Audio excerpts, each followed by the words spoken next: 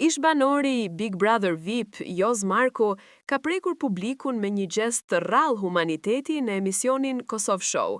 Në mes të intervistës, ai kërkoi 1 minutë heshtje për të nderuar vëllain e ndjerë të gjestit, i cili humbi jetën pak javë më parë në një aksident tragjik me motor.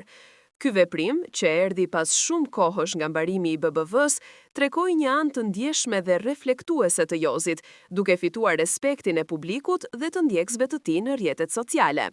Ky moment u prit me emocione të forta në sallë. Jozi u ngrit në këmbë bashkë me të pranishmit dhe në heshtje mbajti kokën ulur për disa sekonda. Ai e shpreh se humbja e një njeriu të dashur është diçka që nuk ka fjalë që ta ngushëllojnë dhe se pavarësisht përplasjeve të dikurshme me gjestin, ai ndjen vetëm keqardhje dhe respekt për dhimbjen e tij. E kam përjetuar fort. Njeriu mëson shumë kur del nga loja, më shumë se brenda saj, tha ai me zë të ulët, duke shtuar se pendesa e tij është e sinqertë. Publiku reagoi me njëherë pas transmetimit të momentit në rrjete, duke e quajtur veprimin e Jozit shembull njerëzor dhe akt fisnik. Komentet ishin plot mbështetje për mënyrën si ai tregoi empati dhe reflektim, ndërkohë që shumë ndjekës të Big Brother VIP kujtuan konfliktin e ashpër mes tyre gjatë qëndrimit në shtëpi, i cili për pak çaste degeneroi edhe në përplasje fizike. Kjo e bën gjestin e tij edhe më të rëndësishëm dhe të vlerësuar.